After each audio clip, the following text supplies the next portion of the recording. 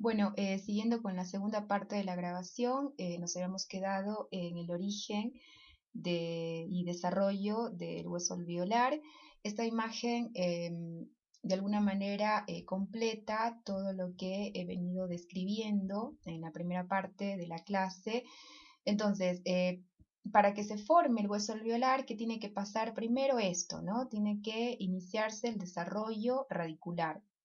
Recuerden que el desarrollo radicular, esto es muy importante, es guiado, es influenciado por la vaina de Herwig, ¿sí? Que da las señales para que se deposite dentina radicular, posteriormente se deposita el cemento, y el desarrollo radicular es lo que va a influenciar y va a dar la guía, además, para que las células ectomesenquimáticas indiferenciadas del folículo dental, que es un tejido pues embrionario que va a englobar a estos gérmenes dentarios en desarrollo.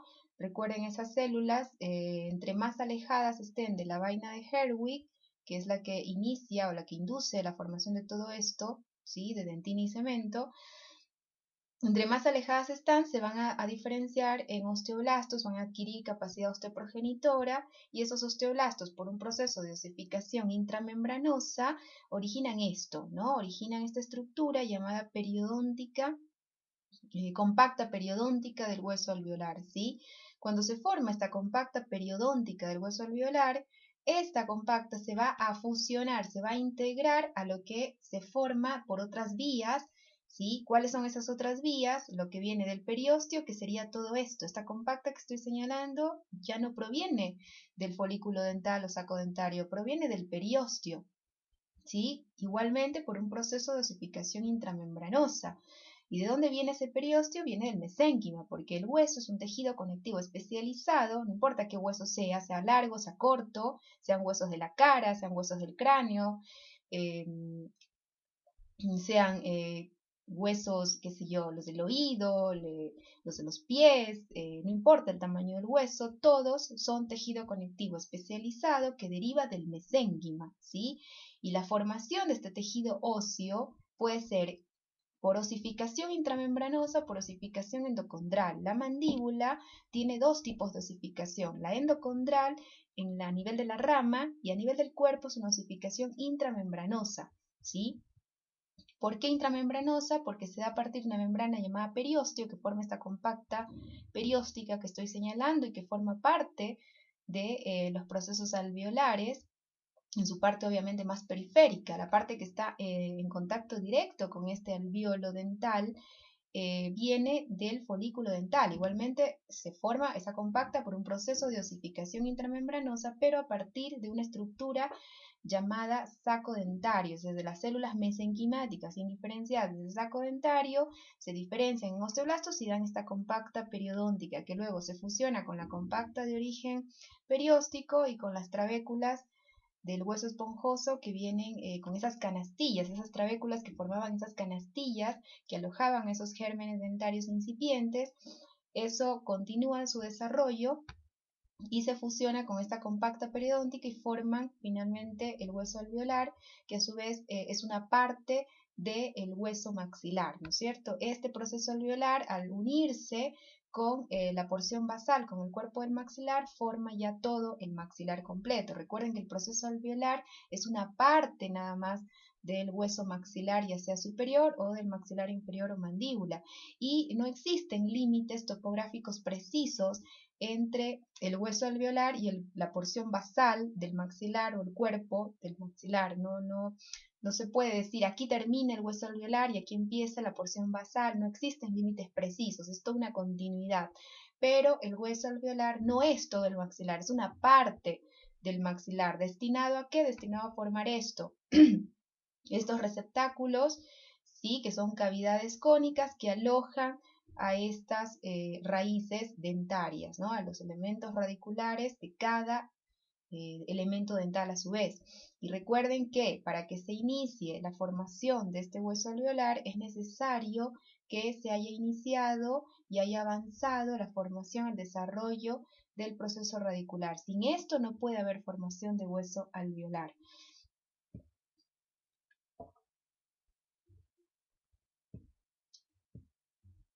Bueno, ahora desglosando un poco más las características generales del tejido óseo en cuanto a su composición química. Primeramente, pues recalcar que el tejido óseo, como ya lo dije, es un tejido conectivo especializado que está formado, como todo tejido conectivo, por células y una matriz extracelular. ¿Sí? Las células son todos los 4 tipos celulares que mostré en la parte introductoria. Y la matriz extracelular, que es el producto de secreción de las células con capacidad formadora de esta matriz, que son los osteoblastos y los osteocitos. Esta matriz extracelular, en resumidas cuentas, está conformada por sustancias colágenas y sustancias no colágenas, ¿sí? Que integran esa parte orgánica que a su vez se mineraliza, ¿sí? Y esa sustancia mineral va a representar la mayor parte de la composición química de esta matriz ósea, ¿sí? La sustancia mineral entonces representa el 60% de la composición química del tejido óseo, de la matriz ósea, y el 40% restante es una mezcla de sustancia orgánica y de agua, ¿sí? Si ustedes recuerdan la composición química del cemento radicular, que aproximadamente estaba en la parte inorgánica entre el 47 y 50%, y el 50% restante era una mezcla de agua y de sustancia orgánica. Recuerden que la parte orgánica en el cemento era del 22%, en el hueso es del 20%. Entonces, como ven, el hueso y el cemento son muy similares, son análogos en cuanto a su composición química, ¿sí? Tienen un contenido similar de sustancia orgánica y un contenido muy similar de sustancia mineral, de sustancia inorgánica, ¿sí? Dentro de esa sustancia mineral, de esa sustancia inorgánica, de ese 60% en el hueso, tienen que saber que el 80% es principalmente cristal de hidroxiapatita, el cual a su vez exhibe una morfología similar y un tamaño similar a la del cemento radicular, ¿sí? Es más pequeño que el cristal de hidroxiapatita que exhibe el cemento y que exhibe la dentina y el esmalte. Recuerden que los cristales de hidroxiapatita, aquellos que forman el esmalte, son los más grandes, ¿sí? De todos los tejidos duros del organismo. Después le siguen en tamaño los de la dentina, ¿sí? Y luego están en tercer lugar los del cemento y los del hueso, que son los más pequeños, se podría decir, ¿sí? Entonces esa sustancia mineral, un 80% es cristal de hidroxiapatita, un 15% es carbonato de calcio y un 5% son otras sales minerales que la integran. Esta sustancia orgánica, que representa el 20%, ¿sí? Igual la composición de esta parte orgánica estaría representada por sustancias colágenas y sustancias no colágenas, igual que pasaba en el cemento, ¿no? La parte colágena, que es la más importante porque representa el 90% de esa sustancia orgánica. El 90% de la matriz orgánica está formada por sustancias colágenas, de las cuales la más abundante es el colágeno tipo 1, pero también vamos a encontrar colágeno tipo 3 y colágeno tipo 4. Si encontramos colágeno 3, significa que vamos a encontrar también en esta matriz ósea fibras reticulares, ¿sí? Recuerden que el colágeno 3 forma fibras de tipo reticulares, que son escasas, ¿sí? Las más abundantes son las colágenas de tipo 1. Vamos a encontrar colágeno 4 en la matriz ósea, ¿a dónde o en dónde? Lo vamos a encontrar en las paredes de los vasos sanguíneos, ¿sí? Dando sostén a los elementos nerviosos. Ahí vamos a encontrar colágeno 4, pero de los 3 tipos de colágeno que encontramos en la matriz ósea, recuerden, el más abundante es el colágeno tipo 1. Y el 10% de la sustancia orgánica son sustancias no colágenas que están distribuidas de esta manera: 8% para proteínas del tipo de las glicoproteínas, fosfoproteínas y proteoglicanos. Recuerden que los proteoglicanos son proteínas unidas a cadenas de polisacáridos complejos llamados glicosaminoglicanos, ¿sí? Y que tienen una función muy importante en el hueso, en la matriz ósea, ya que promueven, favorecen y también controlan los depósitos de calcio. Entonces, de alguna manera los proteoglicanos están guiando, están favoreciendo, promoviendo la mineralización de esa matriz osteoide, de esa matriz orgánica de tejido óseo, ¿no? Que al igual que la matriz cementoide o al igual que la predentina, tienen que calcificarse, tienen que mineralizarse para convertirse en una sustancia madura, ¿sí? Y bueno, el 2% restante de estas sustancias no colágenas están conformadas por enzimas del tipo de la fosfatasa alcalina, colagenasas y factores de crecimiento como proteínas inductoras de la osteogénesis, como eh, factores de crecimiento del tipo del factor de crecimiento fibroelástico, transforming growth factor beta. Todas esas moléculas vamos a encontrar también en la sustancia orgánica de la matriz ósea, pero un menor porcentaje que no sobrepasa el 2%. Entonces, recuerden que por esta composición química que exhibe el hueso, guarda grandes similitudes con el cemento radicular, ¿sí? Pero a su vez, ya saben, fisiológicamente funcionan diferentes, ¿o? Fisiológicamente son diferentes.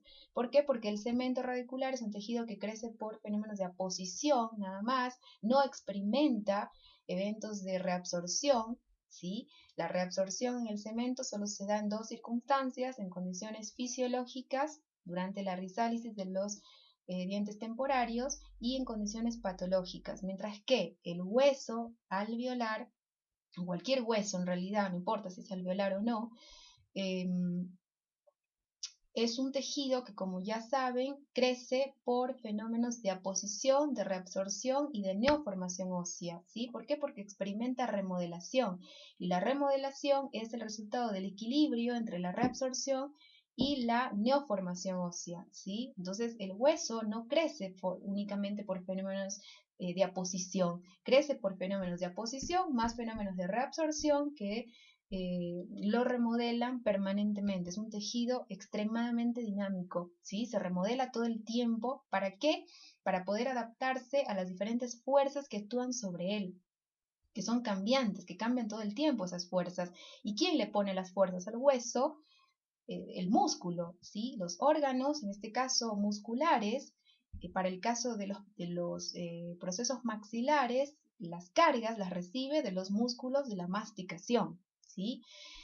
Tienen que saber, recordar que el hueso es sensible a las presiones. Las presiones son fuerzas que tratan de generar acortamiento, ¿sí? Comprimen.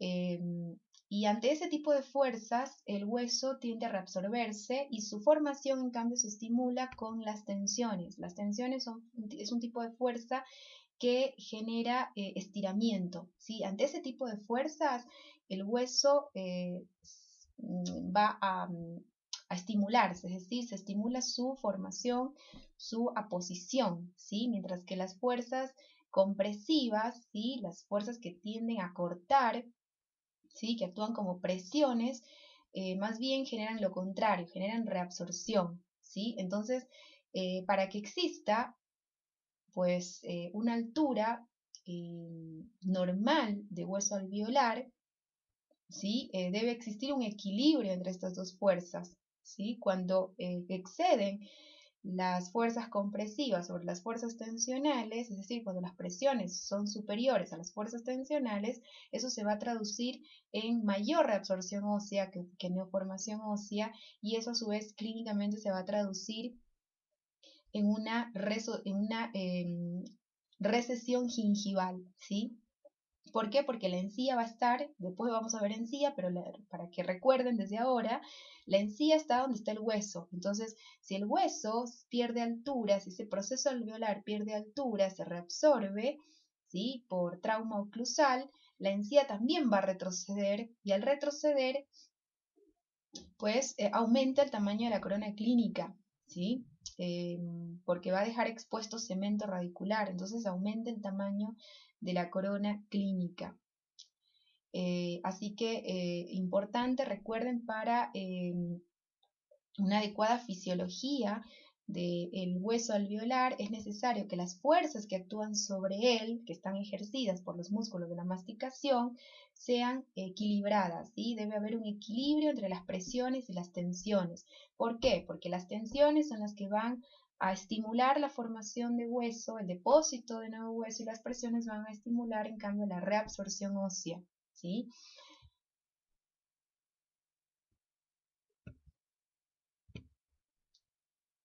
Bueno, dijimos que el 20% de la matriz ósea, en cuanto a su composición química, era sustancia orgánica, ¿sí?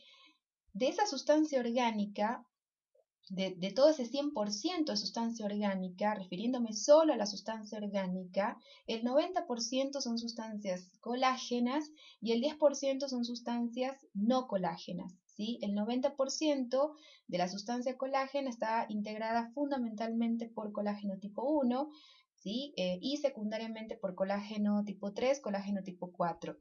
El 10% restante de esa sustancia orgánica de la matriz ósea son proteínas no colágenas. ¿De qué tipo? De estos tipos.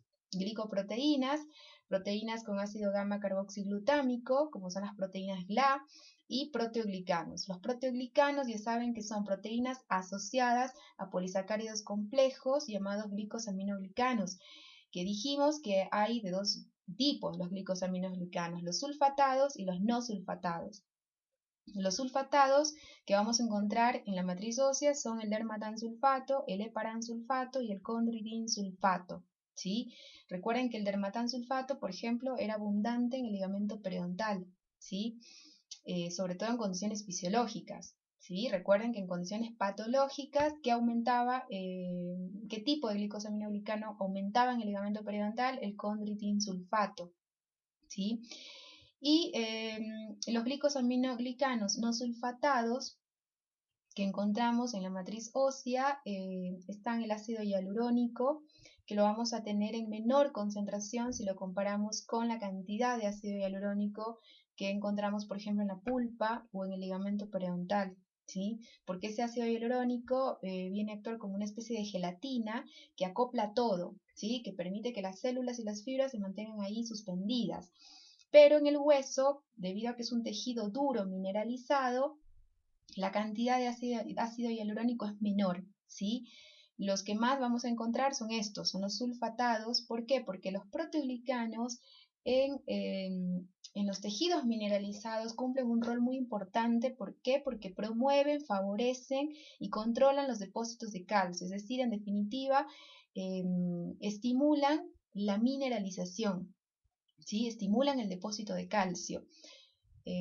Así que son muy importantes en todo tejido mineralizado. En el ligamento periodontal también teníamos glicosaminoglicanos. Ustedes se preguntarán, bueno, ¿y por qué el ligamento periodontal, si tiene glicosaminoglicanos sulfatados, sobre todo dermatansulfato, por qué no concentra calcio? ¿Por qué no es un tejido mineralizado como lo es el hueso, como lo es el cemento, que también tienen glicosaminoglicanos? Bueno, porque el ligamento periodontal, sus células principales, los fibroblastos, producen una proteína llamada S100A8A9, que es la que liga ese calcio, ¿sí? Lo atrapa como si fuera un imán. Entonces evita que la matriz colágena se calcifique, se mineralice. Esa proteína, la S100A8A9, no se expresa en la matriz ósea, no se expresa en la matriz del cemento, la matriz cementoide. Entonces, por esa razón, esos dos tejidos pueden mineralizarse tranquilamente, porque no hay proteína S100A8A9, que es ligadora de calcio y evita la mineralización de la matriz.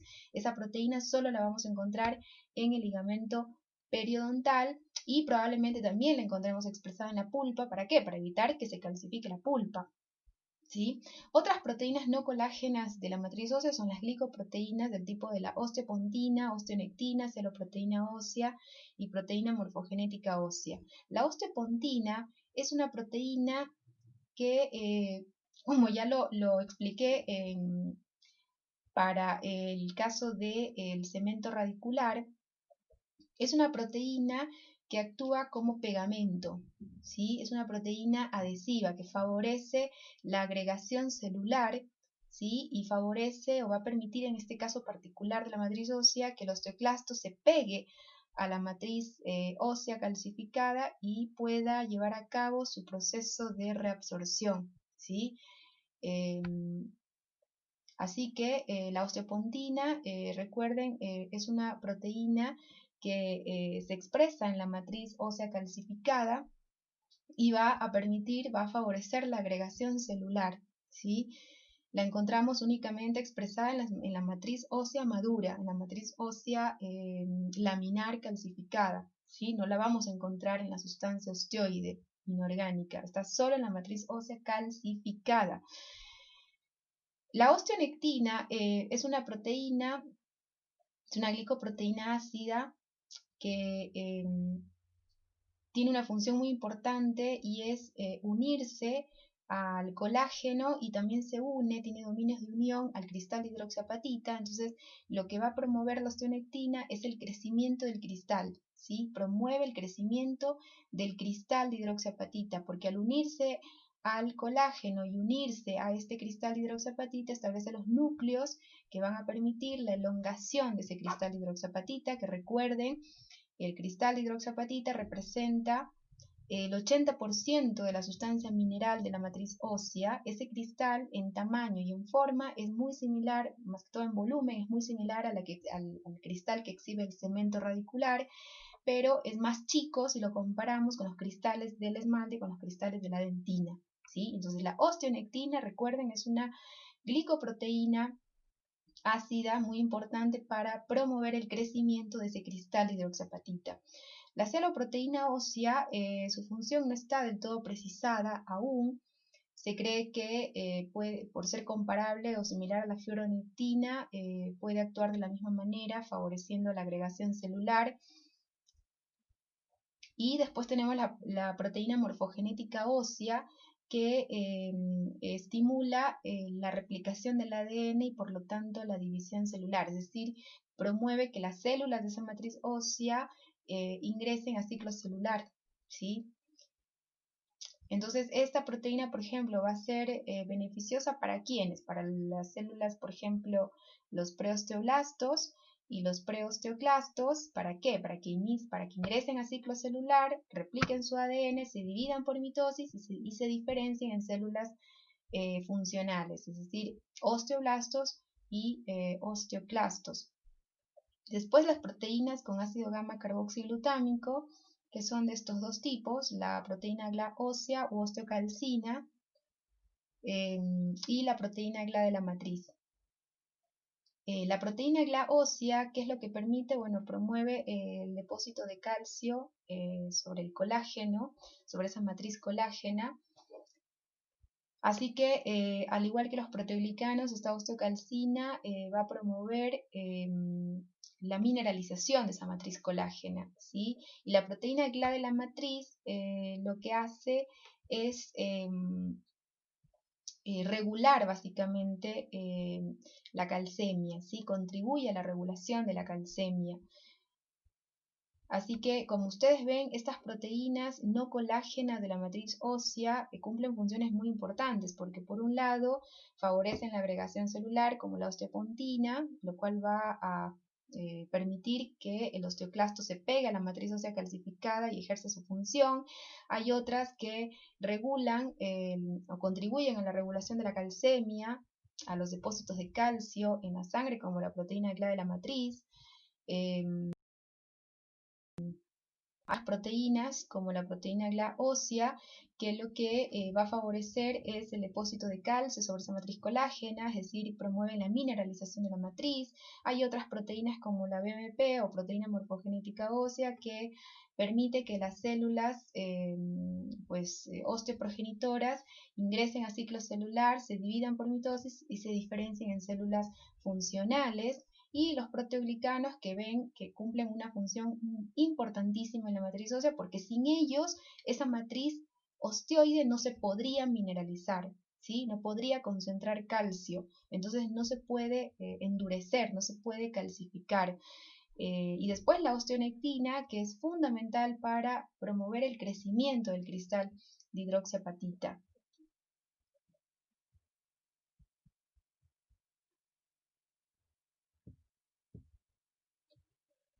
Bueno, habíamos dicho que los componentes minerales del tejido óseo, aquí les desgloso para que lo recuerden. El 60% de toda la matriz ósea es sustancia inorgánica. De ese 60%, si lo convertimos en 100%, el 80% es hidroxiapatita, o sea que la hidroxiapatita es el componente mineral más abundante de este tejido óseo, ¿sí? Recuerden el papel de la osteonectina en el crecimiento de este cristal de hidroxiapatita. Y después hay otras sustancias minerales como el carbonato de calcio que está presente en un 15% y después encontramos otras sales minerales en un 5%. Bueno, las células de la matriz ósea son todas estas células que ustedes ven desglosadas, las células osteoprogenitoras, que dijimos que hay de dos tipos, ¿sí? Los preosteoblastos y los preosteoclastos. Cuando ingresan a ciclar, se dividen por mitosis y se diferencian en osteoblastos o osteoclastos, ¿no? Los preosteoclastos primero proliferan, se dividen, luego se fusionan y se convierten en osteoclastos, porque recuerden que el osteoclasto es una célula gigante multinucleada, resultante de la fusión de varias células. El osteoblasto y el osteocito, ambos tipos celulares provienen de un mismo precursor, que es el preosteoblasto. Y la célula bordeante ósea, que en realidad es un tipo de osteoblasto quiescente, en reposo, que cuando recibe determinadas señales, esta célula se activa, ¿sí? Y otra vez entra en ciclo y se diferencia en osteoblasto con capacidad de síntesis, de secreción y de mineralización de matriz ósea, ¿sí?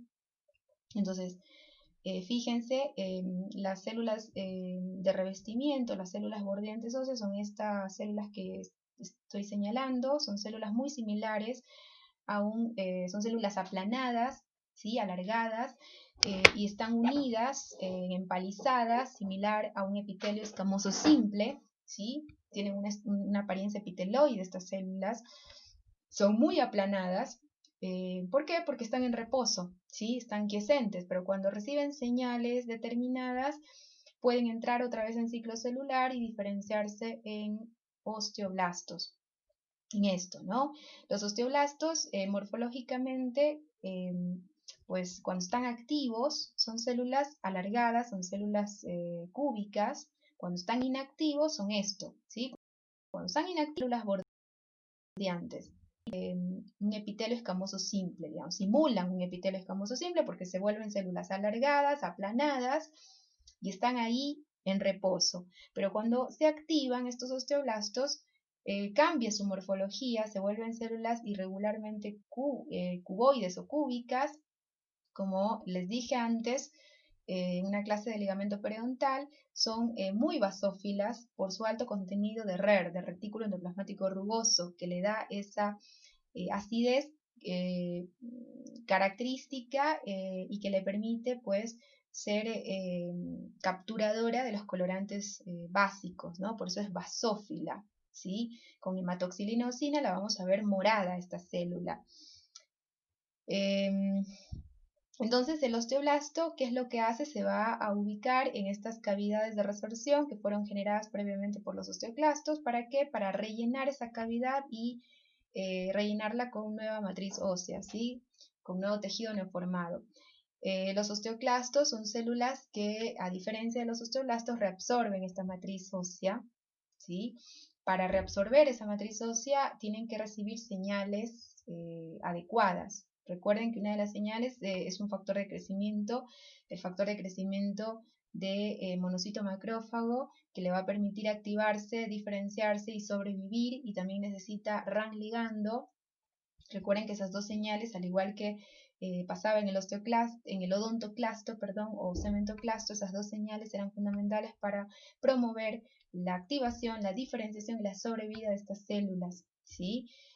Pero además el osteoclasto requiere estímulos inflamatorios ¿sí? Que activen metaloproteasas de esta matriz ósea, y estas metaloproteasas tienen que degradar inicialmente toda esta sustancia osteoide, esta matriz ósea orgánica que todavía no se calcifique, que protege a la matriz ósea calcificada. ¿Por qué? Porque entre la capa de osteoblastos y la matriz ósea calcificada que contiene los osteocitos va a existir esto, va a existir una capa de sustancia orgánica no mineralizada llamada sustancia osteoide, que es equitativa, es equivalente a la que tenemos en el cemento llamada sustancia cementoide, o a la que tenemos en la dentina llamada predentina, ¿no es cierto? Es equivalente. Entonces dijimos que para que estas células puedan reabsorber se necesita que esta parte orgánica se degrade, ¿sí? ¿Cómo se va a degradar? Se va a degradar con metaloproteasas, ¿sí? Entonces las metaloproteasas degradan y exhiben la matriz ósea mineralizada, ¿sí? Que va a exponer osteopontina, y esa osteopontina va a ser el pegamento para que se anclen estos osteoclastos, los cuales van a reabsorber esa matriz ósea, ¿sí? Con la diferencia respecto al cemento que la resorción es un evento continuo, ¿sí? Es un evento continuo y que siempre está en equilibrio con la formación que la lleva a cabo el osteoblasto. Entonces el osteoblasto hace funciones de síntesis, de secreción y de mineralización, ¿sí? Porque secreta la sustancia orgánica, la sustancia osteoide, que luego se mineraliza, y esa mineralización la hace el mismo osteoblasto, ¿sí? Y en esa mineralización participan todas esas proteínas no colágenas que acabamos de mencionar y que van a guiar los depósitos de calcio, ¿sí? Van a controlar los depósitos de calcio, van a favorecer esa mineralización, como los proteoglicanos y como las proteínas GLA, ¿sí? Asociadas a ácido gamma carboxiglutámico. Y bueno, el osteocito que proviene del osteoblasto, ¿sí? El osteoblasto, cuando secreta esta matriz y esta matriz se mineraliza, parte de estos osteoblastos quedan inmersos en esta matriz que ellos mismos producen, y se convierten en esto que ustedes ven acá, en estas células que están inmersas, encerradas en esta matriz, ¿sí? Pero estos osteocitos no están aislados del mundo, están conectados con otros osteocitos y siguen conectados con los osteoblastos. ¿A través de qué?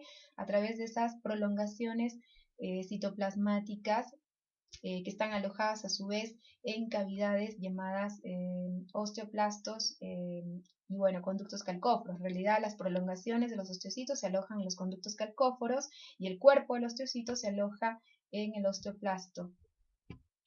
Bueno, aquí pueden ver mejor las células que tiene la matriz ósea, ¿sí? Tenemos las células osteoprogenitoras, que son alargadas, muy similares a un fibroblasto, ¿sí? Y hay dos tipos, el preosteoblasto y el prosteoclasto. El preosteoblasto va a dar osteoblasto y va a dar osteocito, y el preosteoclasto, cuando se fusiona con otros prosteoclastos, va a dar origen al osteoclasto, ¿sí? Que como ven es una célula grande, multinucleada. Aquí tiene, por ejemplo, 5 núcleos, tiene muchas mitocondrias y tiene muchos lisosomas, ¿sí? Tiene muchos lisosomas. ¿Por qué? Porque su función va a ser comer, va a ser degradar. Entonces lleva los fragmentos de sustancia de tejido óseo que desmineraliza, a su vez los come, los degrada. ¿Por qué? Porque libera enzimas, ¿sí? En realidad esta célula no fagocita, ¿sí? No fagocita como lo hace el macrófago. Lo que hace es liberar enzimas, ¿sí? Como las metaloproteasas y la catepsina K, que van a descomponer toda la matriz orgánica, todo el componente orgánico de esta matriz ósea, y va a liberar sustancias ácidas, ácidos orgánicos, para desmineralizar esa matriz, ¿sí? Primero la desmineraliza y luego la destruye enzimáticamente.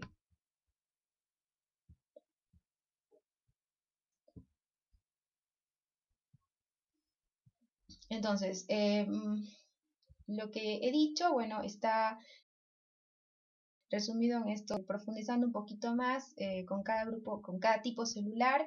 Vamos a empezar con las células osteoprogenitoras, que dijimos que hay dos tipos, las que dan osteoblastos y las que dan osteoclastos, ¿no? Los preosteoblastos, estas son células precursoras comprometidas a diferenciarse irreversiblemente en osteoblastos, están comprometidas para dar únicamente ese tipo celular. Y este preosteoblasto proviene de una célula más indiferenciada llamada célula mesenquimática. Stein es una célula mesenquimática indiferenciada, recibe el nombre en el inglés de mesenchymal stem cell. Entonces esta célula que deriva del mesénquima, ¿sí? Que a su vez puede provenir del periósteo, del endostio o del saco dentario, del folículo dental. Recuerden, las células ectomesenquimáticas indiferenciadas del saco dental dan justamente estos preosteoblastos que van a diferenciarse finalmente en osteoblastos y van a formar la compacta periodóntica. Pero si estas células mesenquimáticas están en el periósteo, van a dar preosteoblastos que a su vez van a generar un hueso compacto de origen perióstico. Pero también estas células mesenquimáticas indiferenciadas que dan preosteoblastos las vamos a encontrar en el endostio, que es ese tejido, es equivalente o comparable al periósteo, el endostio. La diferencia es la localización. El endostio está revistiendo las paredes de estos espacios medulares, ¿sí? Y estos preosteoblastos derivados de las células mesenquimáticas del endostio van a originar ese hueso trabecular que va a formar el hueso esponjoso, ¿sí? Y la compacta también de origen medular. Bueno, los preosteoblastos desde el punto de vista morfológico y ultraestructural son células, como les dije, fusiformes, se parecen mucho a un fibroblasto, tienen abundante retículo endoplasmático rugoso, pero escaso aparato de Golgi. ¿Por qué? Porque estas células, los preosteoblastos, todavía no secretan nada, ¿sí? Entonces no necesitan empaquetar nada. Sí, obviamente tienen que sintetizar toda la maquinaria proteica que les va a permitir entrar en ciclo celular, dividirse por mitosis y diferenciarse en osteoblastos. Entonces no necesitan tanto aparato de Golgi, ¿sí? Porque no van a empaquetar nada. Su función, su destino es diferenciarse en osteoblastos y osteocitos. Y son células que expresan fosfatasa alcalina de forma significativa. Los osteoblastos también expresan fosfatasa alcalina de manera significativa. Entonces, ¿cómo los diferencio? Los diferencio por la morfología. El osteoblasto ya diferenciado es una célula cúbica, cuando está activo, es una célula cúbica y muy basófila, mientras que el preosteoblasto es una célula alargada, fusiforme, que expresa altos niveles de fosfatasa alcalina, ¿sí? Y si lo quiero ver a nivel ultraestructural, el osteoblasto, por ejemplo, va a tener alta cantidad de RER, pero también tiene alta cantidad de esto, de aparato de Golgi, mientras que el preosteoblasto no, el preosteoblasto tiene alta cantidad de RER, pero tiene escaso aparato de Golgi. Así que esas diferencias vayan estableciéndolas. ¿Cómo diferencio un preosteoblasto de un osteoblasto? ¿Sí? Entonces las diferencias están a nivel morfológico y a nivel molecular, ¿sí? Los preosteoclastos es otro tipo de célula osteoprogenitora. ¿Por qué? Porque va a dar un tipo de célula de la matriz con capacidad resortiva, como son los osteoclastos. Estos preosteoclastos son precursores directos de osteoclastos que derivan a su vez de los monocitos, ¿sí? O sea, el monocito o precursor del monocito va a diferenciarse en un preosteoclasto. Estos preosteoclastos se fusionan y forman el osteoclasto. Ahora, hay dos tipos de preosteoclastos según sean TRAP negativos o TRAP positivos. Es decir, los preosteoclastos TRAP negativos son aquellos en los cuales la fosfatasa ácida es resistente a la acción del tartrato, ¿sí? Es decir, los preosteoclastos TRAP negativos, en esas células, cuando son TRAP negativos, la fosfatasa ácida es inhibible, se inhibe, su expresión se inhibe por la acción del tartrato, ¿sí? Y corresponde a los preosteoclastos menos diferenciados. Los preosteoclastos más diferenciados son TRAP positivos. ¿Qué quiere decir que sean TRAP positivos? Que esa fosfatasa ácida es resistente a la inhibición ejercida por el tartrato, es resistente, entonces se expresa, ¿sí? Entonces son TRAP positivos, es decir, si yo les agrego tartrato, que son sales y ésteres del ácido tartárico, es un reactivo. Si yo agrego tartrato y la célula se tiñe de color rojo, quiere decir que es TRAP positiva, ¿sí?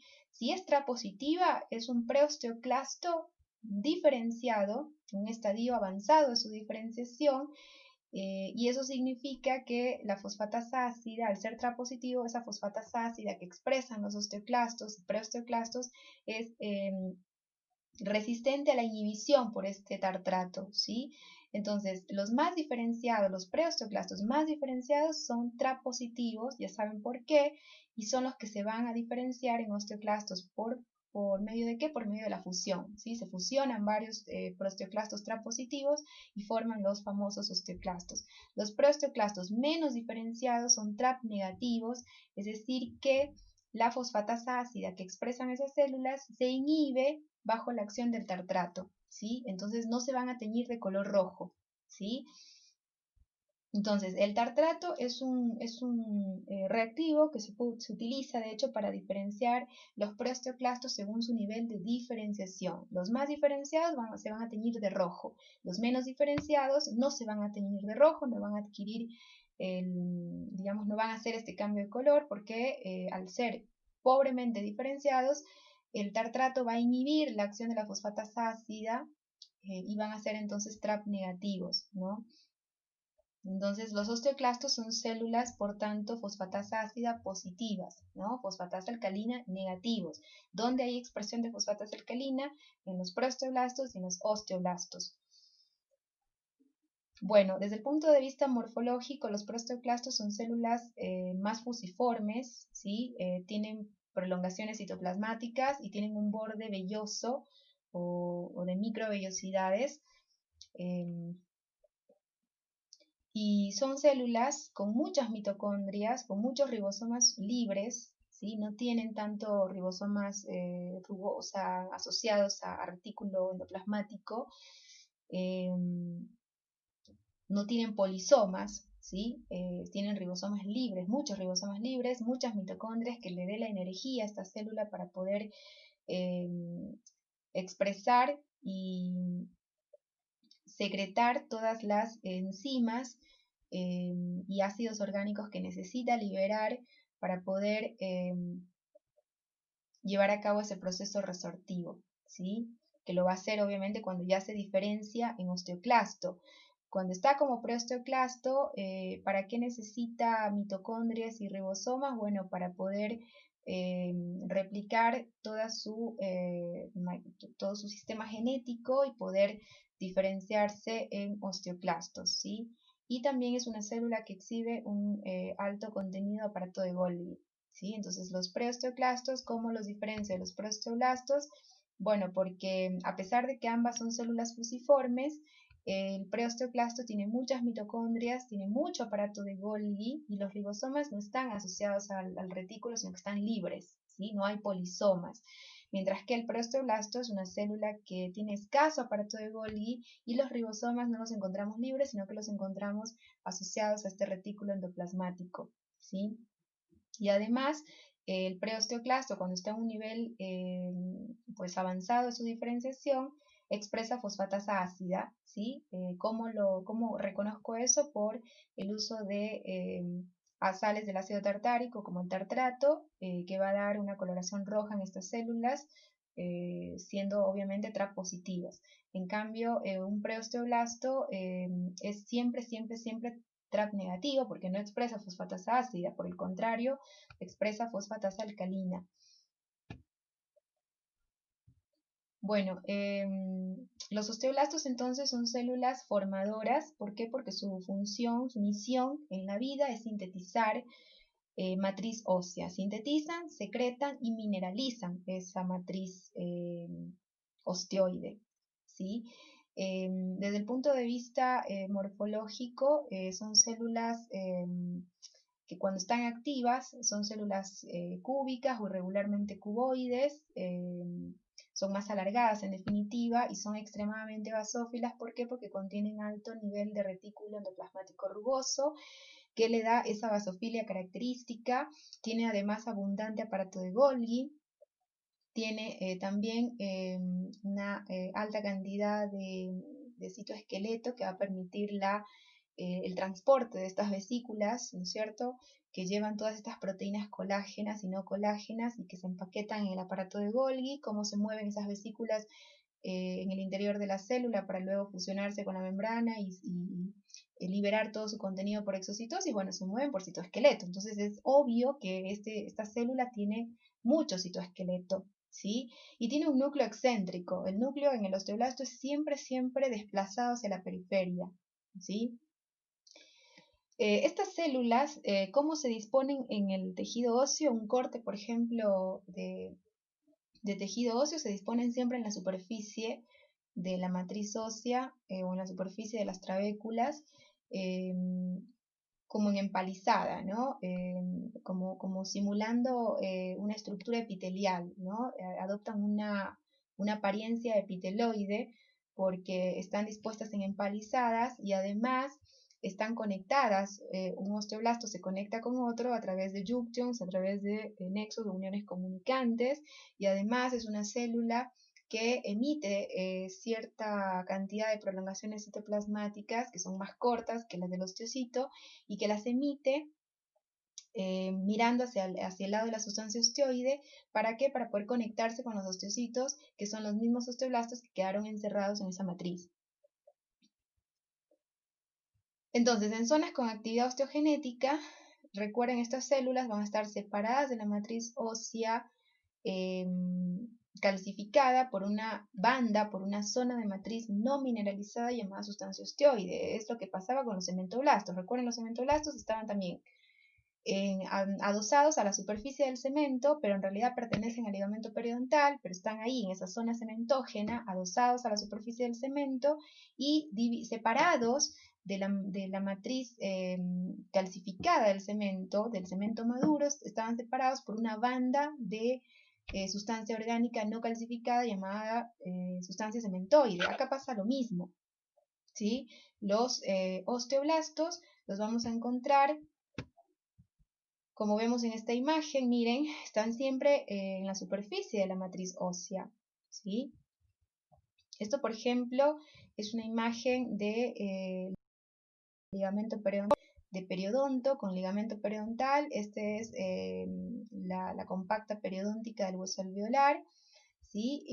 Entonces, ¿dónde los encontramos? Siempre en la superficie de la matriz ósea, ¿sí? En la compacta van a estar acá en la superficie mirando ese ligamento, ¿no? Entonces, como ven, esta zona es una zona osteogenética activa, mientras que esta es una zona osteogenética pasiva. ¿Por qué? Porque acá estas células, que también son osteoblastos, están aplanadas, ¿no? Son células que están en reposo, por lo tanto son células bordeantes óseas, que cuando reciben señales necesarias se van a activar y se van a convertir en osteoblastos. Acá tenemos una zona osteogenética activa. ¿Por qué sé que es una zona osteogenética activa? Porque veo que estas células, que tienen un aspecto epiteloide, ¿sí?, están dispuestas en empalizada, exhiben un citoplasma basófilo y están mirando hacia acá, hacia la matriz ósea calcificada. Son osteoblastos, ¿sí? Son osteoblastos activos porque tienen una morfología más alargada, más cúbica. Entonces sé que son osteoblastos activos.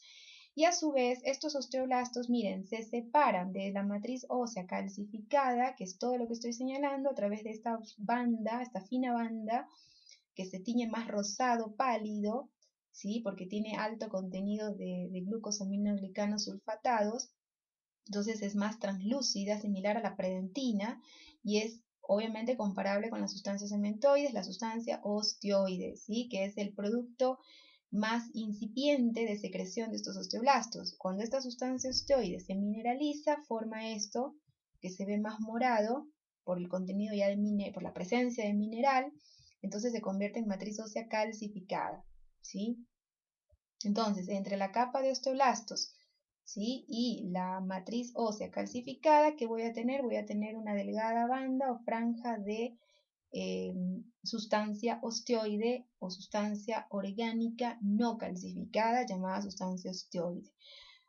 A medida que estos osteoblastos secretan esta matriz y esta matriz se calcifica, entonces quedan muchos de ellos, no todos, muchos de ellos quedan encerrados en su propia matriz, como vemos aquí, conformando de esta manera los osteocitos, ¿sí? Entonces este es un osteocito, este es otro, este es otro, este es otro, acá tengo otro, ¿sí? Acá por microscopía óptica no voy a poder observar en detalle las prolongaciones citoplasmáticas, los conductillos calcóforos que alojan esas prolongaciones, eso lo voy a ver con microscopio electrónico. Bueno, acá por ejemplo tenemos también una banda de osteoblastos, pero miren aquí por ejemplo los osteoblastos exhiben una morfología más aplanada, más fusiforme, entonces ya esa morfología me está indicando que esta zona es una zona que está pasiva en cuanto a actividad osteogenética, no está formando hueso activamente. ¿Por qué? Porque estos osteoblastos están en reposo, ¿sí? Son células bordeantes, pero cuando reciben determinadas señales se pueden activar, se pueden transformar en osteoblastos y secretar otra vez sustancia osteoide, la cual se mineraliza y forma matriz ósea calcificada.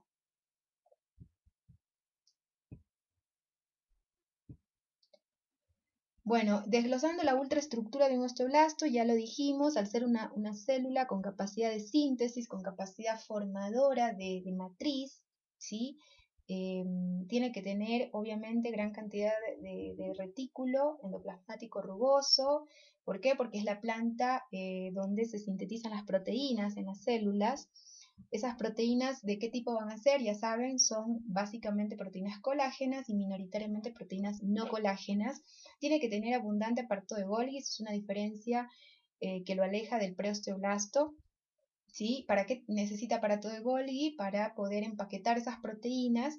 Tiene que tener mucho citoesqueleto. ¿Para qué? Para poder movilizar esas vesículas que están llenas de proteínas, colágenas y no colágenas, y que se empaquetaron en el aparato de Golgi. Y a través del citoesqueleto, entonces esas vesículas se mueven por el citosol y van a la membrana plasmática, ahí se fusionan y liberan su contenido por exocitosis, ¿sí? Entonces es una célula que tiene que tener muchas organelas, ¿sí? Retículo, aparato de Golgi, citoesqueleto, y tiene que tener muchas mitocondrias. ¿Para qué? Para que le dé la energía que necesita, ¿sí? Además, las mitocondrias en estas células adoptan un rol muy importante porque son reservorios de calcio, ¿sí? Todos los depósitos de calcio y de fosfato que tiene el hueso van a estar aquí en el osteoblasto, pero no en el citoplasma, sino están acá en las mitocondrias. En la matriz mitocondrial se almacenan estos gránulos de fosfato de calcio que son una fuente de calcio para el organismo. De hecho, el osteoblasto es una célula que molecularmente hablando expresa este tipo de receptores, expresa receptores para la paratormona, que es una hormona sintetizada por las paratiroides, y tiene receptores para la vitamina D. Entonces, como ven, es una célula que responde al sistema endocrino, responde a estas glándulas paratiroides con su producto de secreción, la paratormona, y lo que hace la paratormona es, por ejemplo, puede aumentar el flujo de calcio sobre el osteoblasto, aumentando de esta manera el número de estos gránulos de fosfato de calcio que se almacenan en la matriz mitocondrial y que al microscopio electrónico se los ve electrodensos. Entonces, miren, aquí por ejemplo, este es un esquema, ¿sí? Esta es una microfotografía electrónica real, ¿sí? De un osteoblasto activo. ¿Por qué sé que es activo? Por la morfología que tiene. Al ser una célula alargada o cúbica alta, ya sé que es un osteoblasto que está activo, ¿sí? Que en ese momento estaba sintetizando matriz ósea. Como ven, el núcleo es excéntrico, está desplazado hacia un polo de la célula y todo el citoplasma va a tener una gran cantidad de orgánulos, sobre todo retículo, mucho aparato de Golgi, muchas mitocondrias, y las mitocondrias que a su vez almacenan a nivel de su matriz mitocondrial estos gránulos de fosfato de calcio que son una fuente de calcio y de fosfato para el organismo, ¿sí?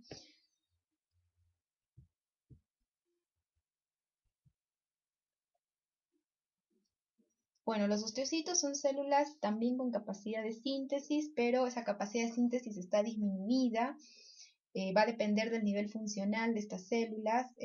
Cuando son más periféricas, es decir, cuando están a este nivel, ¿sí? Cuando están cercanos a la capa de osteoblastos, estos osteocitos, por ejemplo, van a ser más activos, entonces van a ser capaces de secretar todavía sustancia osteoide. Pero los osteocitos que ya se quedan hacia la profundidad, que están muy encerrados de matriz ósea calcificada, pues a medida que se profundizan en la matriz, esas células van perdiendo los orgánulos citoplasmáticos y se van volviendo células cada vez más inactivas, ¿sí?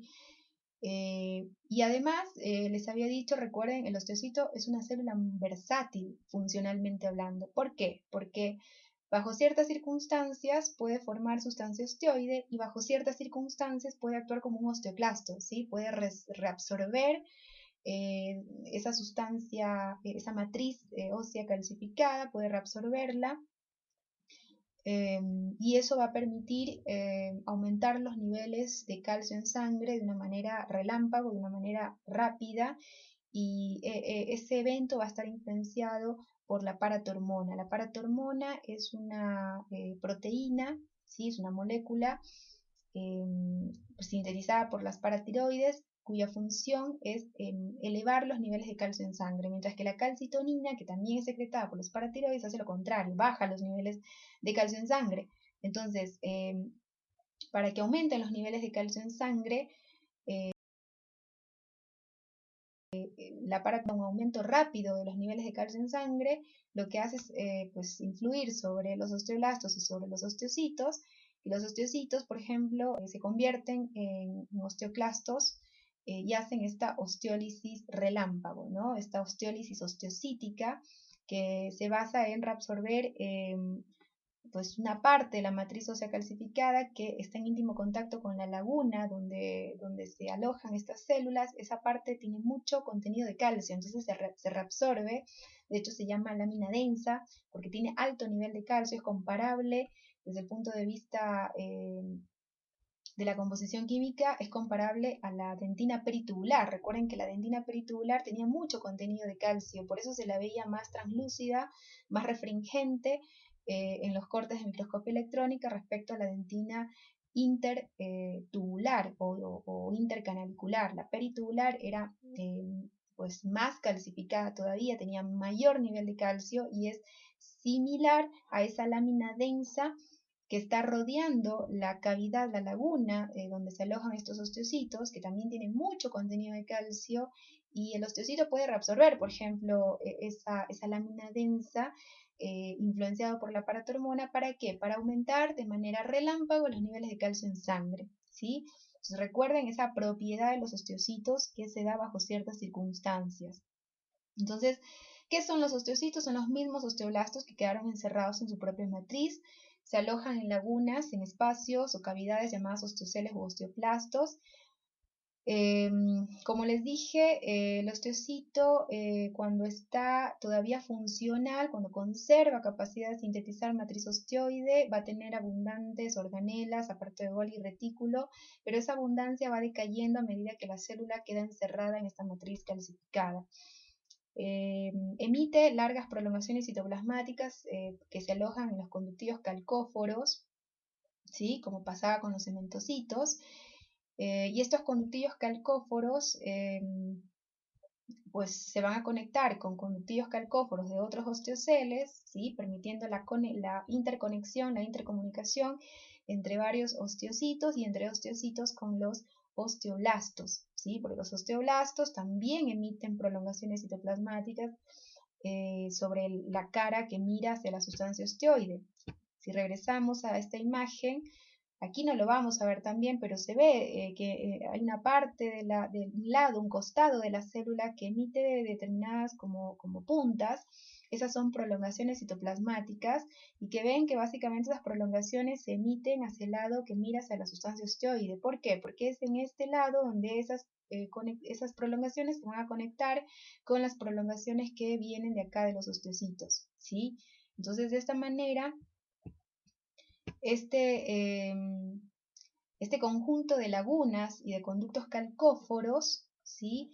Establece una red intercomunicada entre los osteocitos y los osteoblastos mediante todo este sistema, este conjunto de lagunas y conductos. Entonces se establece una red intercomunicada o una red funcional tridimensional llamado sistema canalículo lacunar o sistema de microcirculación ósea, que permite los intercambios metabólicos, ¿sí? Si yo pregunto ¿para qué sirve este sistema canalículo lacunar o de microcirculación ósea establecido por este conjunto de lagunas y de conductivos calcóforos? ¿Para qué sirve? Bueno, sirve para que todas las células de la matriz ósea, las células formadoras, osteocitos y osteoblastos, queden comunicados y se permite el intercambio metabólico. ¿Sí? Entonces, los fluidos tisulares que circulan en estas lagunas, en este espacio periosteocítico, que es un espacio que se ubica entre el osteocito y la pared calcificada de la laguna del osteocele, pues se va a conectar a través de estos conductivos calcóforos, se va a conectar con la matriz extracelular general, ¿sí? ¿Por qué? Porque estos conductivos calcóforos van a desembocar finalmente en los conductos de Haber, ¿sí? Recuerden que el sistema de Haber es similar a lo que ven acá, ¿no es cierto? También llamadas ostionas. El sistema de Haber es la unidad anatómica y funcional del tejido óseo compacto, ¿sí? Y cada ostiona tiene una parte central, un orificio central, llamado orificio o conducto de Haber, por el cual pasa el paquete básculo nervioso que va a dar irrigación al tejido óseo, ¿sí? Y ese conducto de Haber de cada ostiona se conecta con estos conductivos calcóforos de la matriz ósea calcificada, ¿sí? Entonces, a través de este conductillo de Haber, de este orificio de Haber, ¿sí? Se desprenden radialmente estos conductivos calcóforos que emergen de cada osteocele, de cada osteoplasto, que a su vez es la laguna donde se aloja el osteocito. De esa manera se da una conexión, no solo una comunicación célula a célula, sino también un intercambio metabólico, ¿sí? De esa manera, las hormonas, por ejemplo, de las que están en la sangre, que están en la circulación, y otros nutrientes van a acceder a los osteocitos, ¿sí? Por eso los osteocitos pueden seguir manteniendo actividad funcional porque no son células que están ahí muertas, son células que están recibiendo, que están nutriéndose todo el tiempo y están recibiendo influencias hormonales, como cuál, por ejemplo, como la influencia de la paratormona. ¿Para qué? Para que bajo ciertas circunstancias que requiera el organismo reabsorban, actúen como osteoclastos, reabsorban esa lámina densa que les dije y aumenten los niveles de calcio en sangre. Pero para ello tienen que estar conectadas de alguna manera con la circulación general. ¿Cómo se establece esa conexión con la circulación general? A través de este sistema canalículo lacunar o de microcirculación ósea. Es muy importante, ¿sí? Entonces, bueno, mire, aquí tenemos una imagen, un corte de hueso trabecular. Esta es una trabécula ósea, ¿sí? Aquí no vemos ostionas, por ejemplo, porque es hueso esponjoso, es un corte de hueso medular, de hueso esponjoso, donde no hay ostionas. Las ostionas las tenemos en el tejido óseo compacto. Entonces es un hueso, es una matriz ósea calcificada, pero de tipo no laminar, ¿sí? Pero bueno, en definitiva es matriz ósea calcificada de una trabécula de hueso esponjoso y sea hueso esponjoso, sea trabéculas de hueso compacto, ya sea de origen perióstico o de origen periodóntico. Los osteoblastos, recuerden, son células que siempre las vamos a encontrar en la superficie del tejido óseo, como vemos aquí. ¿Sí? Aquí están activas estas células. ¿Por qué sé que están activas estos osteoblastos? Por la forma que tienen, esta forma cúbica o alargada, con este núcleo excéntrico desplazado hacia la periferia y emitiendo como prolongaciones, ¿sí? O puntas que miran hacia la matriz ósea calcificada, son osteoblastos. ¿Para qué emiten esas prolongaciones? Para comunicarse con esto, con los osteocitos, que son los mismos osteoblastos que quedaron encerrados en su propia matriz. ¿Sí? ¿Cómo se establece esa conectividad? A través de los conductivos calcóforos, donde se alojan las prolongaciones citoplasmáticas de estos osteocitos, ¿sí? Entonces se establece este sistema de microcirculación ósea. Y miren, los osteoblastos, como se fijarán, son células extremadamente basófilas, se tiñen de color morado con hematoxilina eosina. ¿Por qué? Porque tienen alto contenido de retículo endoplasmático rugoso que le da esa intensa basofilia, ¿sí? Importante para diferenciar de los osteoclastos, porque los osteoclastos son células en cambio acidófilas, ¿sí? Su citoplasma es acidófilo, dado por el alto número de mitocondrias. Entonces, más bien al contrario, al ser acidófilo, quiere decir que tiene pues, estructuras básicas que son compatibles o atraen los colorantes ácidos, ¿no? Que le dan esa acidofilia, ese color rosado pálido más bien. Bueno, aquí en una microfotografía electrónica, observen ya pues a nivel tridimensional, fíjense los osteocitos, ¿no? Con sus prolongaciones citoplasmáticas, que a su vez van a estar alojadas en estos conductos calcóforos, ¿sí? Y la laguna, miren la cavidad donde se aloja cada osteocito se llama osteocele u osteoplasto. Y estos conductillos calcóforos donde se alojan estas prolongaciones citoplasmáticas se van a conectar con que van a desembocar de alguna manera en el conducto de Havers, ¿sí? Que es ese orificio central que tiene cada ostiona, cada sistema de Havers. ¿Qué es un sistema de Havers? Es la unidad funcional y anatómica o estructural del tejido óseo compacto, ¿sí? Y a su vez, los sistemas de Havers o el conducto de Havers de una ostiona se va a conectar con el conducto de Havers de otra ostiona y van a terminar formando las foraminas o conductos de Volkmann, ¿sí? Que son atravesados también por elementos vasculonerviosos que llevan la irrigación y sacan también del tejido óseo la sangre venosa, la sangre con desechos, la linfa, para desembocarla finalmente en los ganglios de la región de cabeza y cuello. Entonces, este es un esquema. Como se fijarán, miren, el osteocito es el mismo osteoblasto que queda encerrado en su matriz, pero es una célula que todavía puede conservar actividad funcional. Cuando conserva actividad funcional de síntesis, va a tener mucho retículo y mucho aparato de Golgi, ¿sí? Así que es una célula que puede formar todavía sustancia osteoide, ¿sí?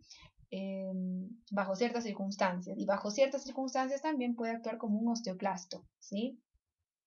Y como ustedes se fijarán, y ya lo dije, aquí lo van a ver mejor, miren, el espacio que queda entre la cavidad, la laguna o el osteoplasto y la membrana plasmática del osteocito, que sería todo este espacio blanco, se llama espacio periosteocítico, ¿sí? Ese espacio que lo tenemos acá también, ¿sí? Todo este espacio, este fondo oscuro que se ve entre la membrana, entre la pared, perdón, de la laguna y la membrana plasmática de la célula, se llama espacio periosteocítico y es ahí donde circula ese líquido extracelular, ¿sí? Que proviene en este caso, de los osteocitos, también proviene de los osteoblastos, y a través de los conductillos calcóforos que van a desembocar en los conductos de Havers, va a intercambiarse, va a recibir intercambio metabólico con la matriz extracelular general.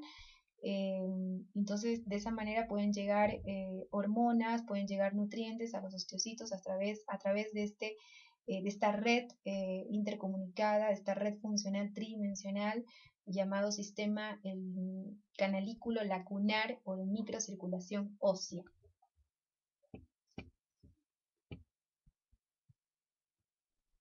Bueno, aquí esta imagen para seguir recalcando esto que es muy importante sobre la estructura de la matriz ósea y la fisiología de esta matriz ósea del hueso, que crece, ya les dije, por fenómenos de aposición y de reabsorción, ¿sí? El hueso se remodela, se renueva todo el tiempo, es un tejido muy dinámico y crece por fenómenos de aposición, que lo hace el osteoblasto y el osteocito, y por eventos de reabsorción llevados a cabo por el osteoclasto. Como ven, es una célula gigante, es una célula muy grande, porque se generó tras la fusión de varios preosteoclastos. Entonces queda como una célula gigante multinucleada, que como les dije tiene muchas mitocondrias, tiene más mitocondrias que inclusive el osteoblasto, y ese exceso de mitocondrias es lo que le da esa acidofilia característica, y además exhibe muchas vesículas lisosomales, que son todas estas amarillas que estoy señalando.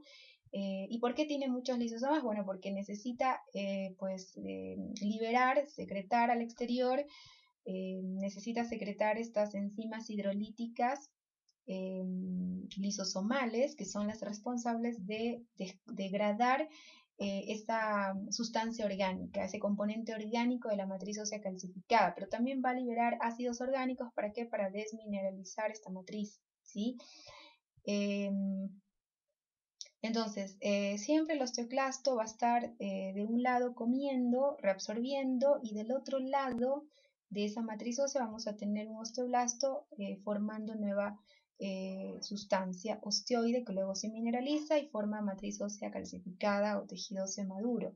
Entonces, miren, el osteoblasto es una célula alargada, es una célula más cilíndrica, aunque bueno, aquí el esquema no está tan bien hecho. En realidad es una célula más alargada, en sentido vertical, se podría decir, es con el núcleo más desplazado, no está tan central, el núcleo está generalmente desplazado hacia un extremo, y solo del lado que mira hacia la sustancia osteoide, emite prolongaciones, ¿sí? Para poder conectarse con los osteocitos, ¿sí? Las prolongaciones citoplasmáticas del osteocito más cercano va a comunicarse a través de nexos o de uniones comunicantes con las prolongaciones que emite el osteoblasto. Y un osteoblasto se conecta con otro también a través de esos nexos o uniones comunicantes o junctions, ¿sí? Entonces, por esa disposición se establece que el osteoblasto o los osteoblastos que se disponen sobre la superficie de la matriz ósea adoptan un aspecto epiteloide, ¿sí?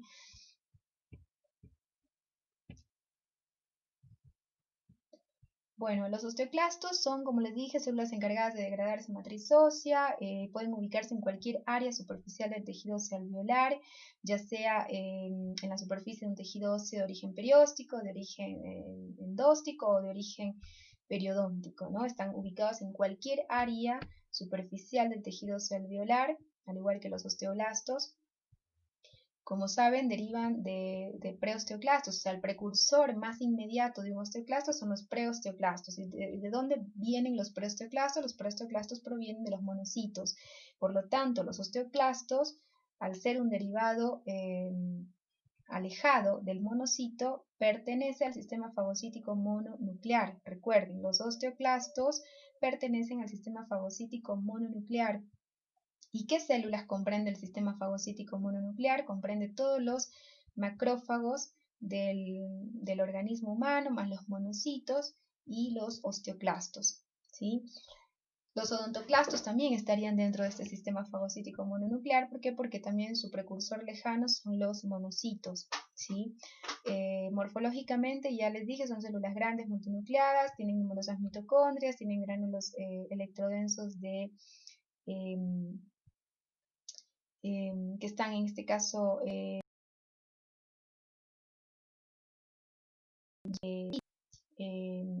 en su lado de resorción van a exhibir un borde rugoso, un borde velloso, con abundantes microfilamentos de actina. Esos microfilamentos de actina pues permitir que se produzca la exocitosis, o sea, la liberación de del contenido de esas vesículas que se empaquetan en el aparato de Golgi. ¿Para qué? Para liberar al exterior las enzimas hidrolíticas y los ácidos orgánicos que van a desmineralizar y van a degradar toda la sustancia orgánica.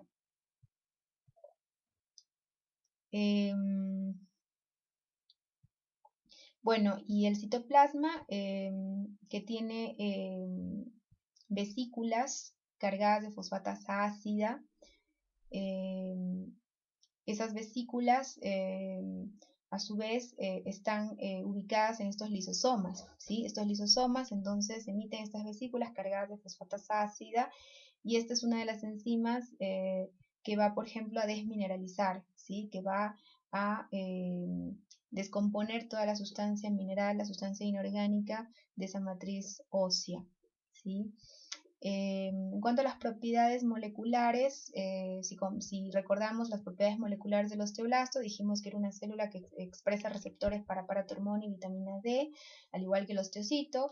El osteoclasto, y era una célula fosfatasa alcalina positiva, el osteoblasto. El osteoclasto, en cambio, es una célula fosfatasa ácida positiva, y tiene, por el contrario, tiene receptores de calcitonina o para la calcitonina y expresan hidrasa carbónica. ¿Sí? Estas serían las propiedades moleculares.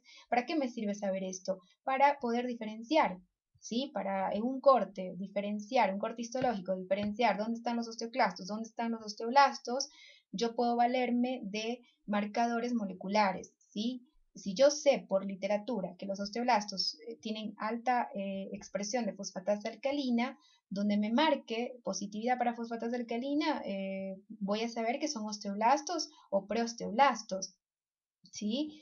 Si me marca positividad para fosfatasa ácida, voy a saber que son osteoclastos, ¿sí? Si quiero hilar más fino, entonces puedo utilizar, por ejemplo, una inmunistoquímica para marcar receptores de calcitonina, receptores de paratormona. Entonces, si me da positivo para receptores de calcitonina, sé que son osteoclastos. Si me da positivo para receptores de paratormona o de vitamina D, sabré que son osteoblastos u osteocitos, ¿no es cierto?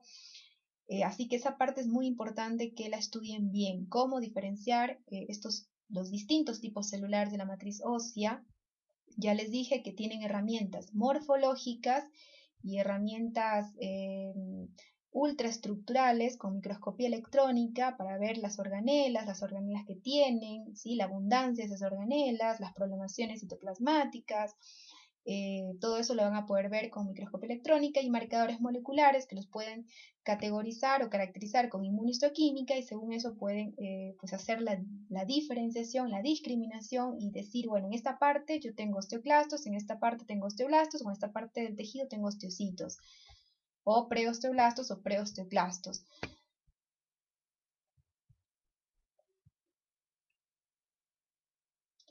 Bueno, ¿cómo degradan? Esta es una pregunta importante. ¿Cómo degradan la matriz ósea estos osteoclastos? Ya lo dije. Aquí se los coloco para que lo estudien a través de la liberación de enzimas hidrolíticas lisosomales, ¿sí? Y ácidos orgánicos como la fosfatasa ácida.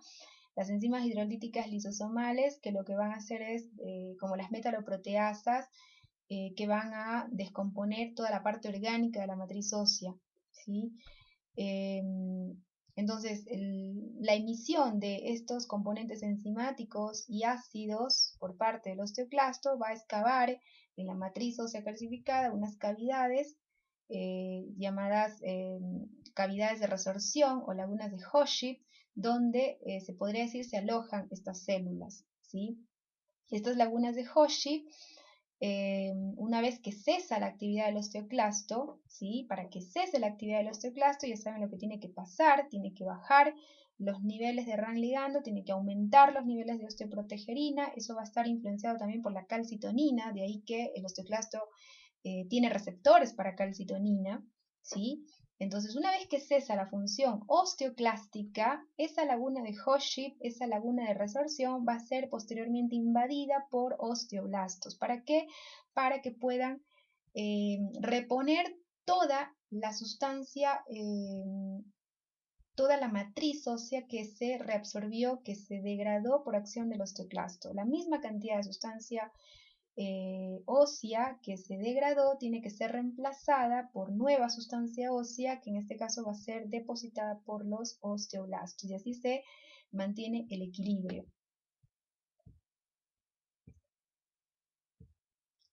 Bueno, ¿qué permite el proceso de remodelado óseo? Bueno, va a permitir la permanente renovación del tejido óseo. ¿Para qué es necesario que el tejido óseo esté en constante renovación? Para que se vaya adaptando a las fuerzas cambiantes que siempre se ejercen sobre él por la acción de los músculos. De ahí que, por ejemplo, una persona que hace mucho ejercicio aumenta la fuerza muscular. Cuando una persona hace ejercicio periódicamente, con cierta frecuencia, va a aumentar la masa muscular, y al aumentar la masa muscular van a aumentar la cantidad de fuerzas y la dirección de las fuerzas que se ejercen sobre los huesos, y eso va a dar lugar a que el hueso también aumente en espesor. Se vuelven más anchos los huesos de personas atléticas, por ejemplo, que hacen mucho ejercicio, ¿sí? Es lo que pasa también con los pacientes, por ejemplo, bruxómanos. Ellos están sometidos todo el tiempo, sus maxilares están sometidos, pobres, a muchas fuerzas que son ya parafuncionales, porque hay una hiperactividad muscular. Ahí ya no es algo fisiológico, es un hiperdesarrollo de los masseteros, de los músculos masticadores, que están hiperactivos. Entonces esa hiperactividad muscular va a terminar generando fuerzas anómalas, fuerzas parafuncionales que van a recaer sobre los maxilares, y eso da lugar a que se remodelen más frecuentemente y adopten formas más grotescas, ¿sí? Se vuelvan más anchos, más densos, el hueso se vuelve más denso cuando recibe mayor cantidad de fuerzas, y sobre todo si esas fuerzas son pues parafuncionales, ¿sí? Entonces, el hueso se está adaptando todo el tiempo a las fuerzas que recibe. ¿Cómo lo hace? ¿Cómo se adapta? A través de estos procesos de remodelado óseo, ¿sí? Que van a modificar su estructura interna y la forma de la pieza anatómica. El hueso puede cambiar su morfología en función de la frecuencia y la intensidad con la que se llevan a cabo estos procesos remodelativos. Ahora bien, la remodelación del tejido óseo está influenciada por factores generales o sistémicos y factores locales. Los factores generales, ¿cuáles son? Bueno, básicamente hormonas y vitaminas, la paratormona, la calcitonina, que son aportadas por las paratiroides. Son dos hormonas muy importantes porque regulan los niveles de calcio y fósforo en sangre. Y como ven, el hueso tiene un papel importante en esa regulación de la calcemia. La vitamina D3 también es un factor general que influye en este proceso del remodelado óseo, y los factores locales que influyen en este remodelado óseo son básicamente citoquinas, ¿sí? Citoquinas y factores de crecimiento como el factor de crecimiento derivado de plaquetas, la prostaglandina E2, que son es una molécula proinflamatoria, como lo es también el interferón gamma, la TNF-alfa, interleuquina 6, interleuquina 1, todas estas son citoquinas proinflamatorias. ¿Y para qué sirven en el remodelado estas citoquinas inflamatorias? Se preguntarán ustedes. Bueno, estas citoquinas van a influir sobre el osteoblasto, ¿sí? Y sobre el osteocito. ¿Y qué va a hacer este efecto? Va a hacer que los osteoblastos, en respuesta a estas citoquinas proinflamatorias, liberen metaloproteasas y liberen otras citoquinas como RAN ligando. El RAN ligando va a permitir que aumente la sobrevida de los osteoclastos, y las metaloproteasas, ¿qué van a hacer? Como pasaba en el cemento, van a degradar la sustancia orgánica, la sustancia osteoide. ¿Para qué? Para que se exponga la matriz ósea calcificada, se exponga la osteopontina, y la osteopontina va a permitir, va a ser el pegamento para que se coloque, se ancle el osteoclasto y lleve a cabo la reabsorción ósea. Una vez que se completa la reabsorción, viene otro osteoblasto y forma otra vez la sustancia ósea que se reabsorbió o se perdió con la acción osteoclástica, y de esa manera se mantiene el equilibrio, ¿sí? Bueno, aquí es un esquema de lo que es un osteoclasto. Recuerden, es una célula grande, es una célula gigante multinucleada. ¿Por qué? Porque proviene de la fusión de varios preosteoclastos. ¿Y el preosteoclasto de dónde viene? Viene del monocito. Por lo tanto, el osteoclasto junto con los preosteoclastos y los monocitos y los macrófagos de todo el organismo forman el sistema fagocítico mononuclear, ¿sí? Forman parte de este sistema fagocítico mononuclear. Como ven, el borde, o sea, es una célula que emite prolongaciones citoplasmáticas, es alargada, y el borde que está en contacto directo con el área de resorción es un borde velloso, un borde lleno de microvellosidades, ¿sí? Borde resortivo, que a su vez cada microvellosidad alterna con profundas imaginaciones del mismo citoplasma. Estas microvellosidades, o sea, ¿sí? Estas prolongaciones digitiformes, llamadas microvellosidades, están llenas de microfilamentos de actina, ¿sí? ¿Para qué? Para permitir la liberación de estas vesículas que se empaquetan en el Golgi, que contienen todas estas fosfatasas ácidas y todas estas enzimas hidrolíticas, derivadas de los lisosomas, con las cuales van a estar dirigidas a desmineralizar y degradar toda la sustancia orgánica. Este espacio que mira directamente este borde velloso del osteoclasto se llama laguna de resorción o laguna de Hoshi, ¿sí? Cuando cesa la actividad osteoclástica, este espacio, esta laguna de Hoshi, va a ser ocupada por osteoblastos. ¿Para qué? Para poder reponer la cantidad de sustancia ósea perdida.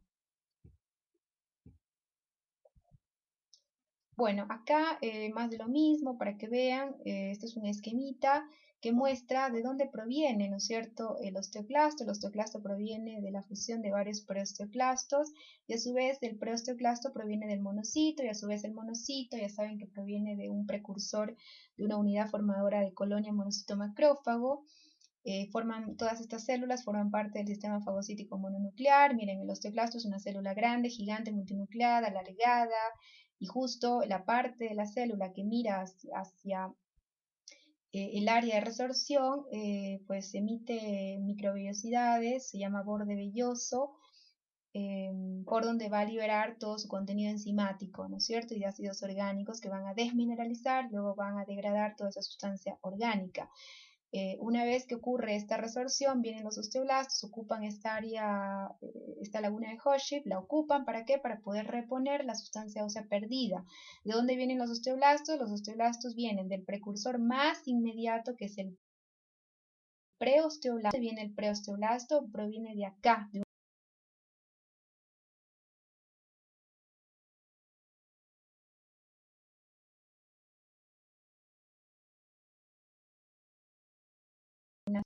viene, ¿dónde la encontramos? La podemos encontrar en el periostio, en el endostio y en el mesénquima del saco dentario, del folículo dental. ¿Se acuerdan que da origen a esa compacta periodóntica del hueso alveolar?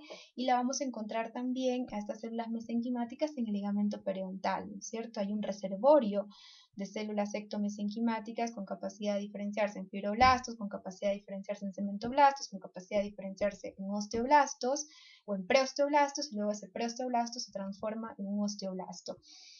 El osteoblasto es una célula cúbica, irregularmente cúbica, es alargada, tiene un núcleo excéntrico que está pues desplazado hacia un extremo de la célula. Cuando está activo es así, ¿no? Es de este color, se tiñe, digamos, intensamente basófilo, de color morado, con hematoxilina eosina.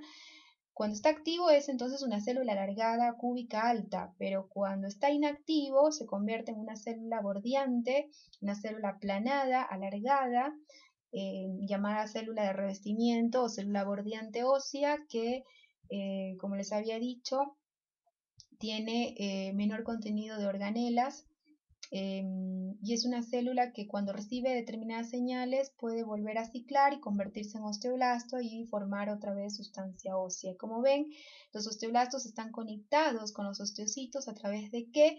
A través de prolongaciones citoplasmáticas, ¿no es cierto? Las prolongaciones citoplasmáticas de los osteocitos están alojadas en estos conductivos calcóforos que están interconectados entre sí.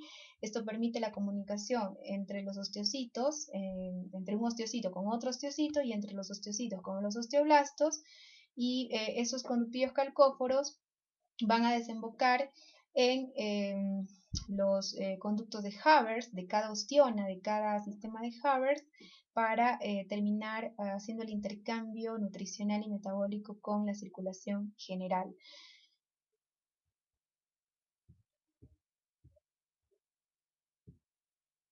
Bueno, esta imagen es más de lo mismo, de lo que ya hablamos. Miren el espacio de la laguna de resorción, o la laguna de Hoshi, donde el osteoclasto libera todo su contenido enzimático y de ácidos orgánicos para degradar esa sustancia ósea, ¿no es cierto? Luego, una vez que termina la actividad osteoclástica, esta laguna de Hoshi va a ser ocupada por osteoblastos. Bueno, la célula bordeante ósea, como les dije, les mostré, son células fusiformes aplanadas que revisan la matriz ósea en lugares específicos.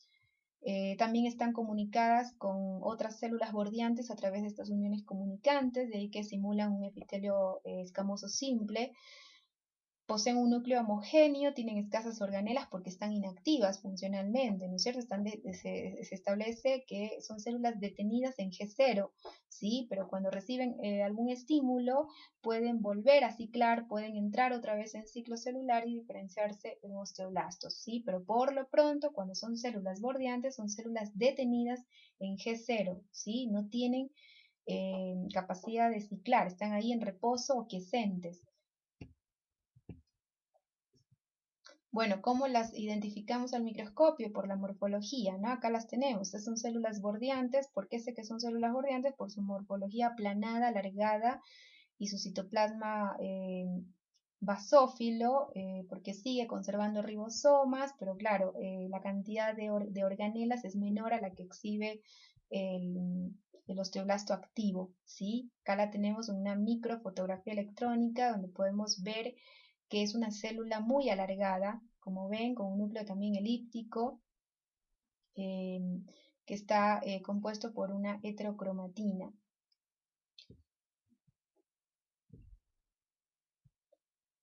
Y bueno, acá más de lo mismo, es un esquema que muestra pues todas las células que podemos encontrar en la matriz ósea, ¿no es cierto? Tenemos los osteoblastos, cuando están activos son células cúbicas, ¿sí? Que emiten prolongaciones citoplasmáticas del lado que mira hacia la sustancia osteoide, que sería esta zona gris clara.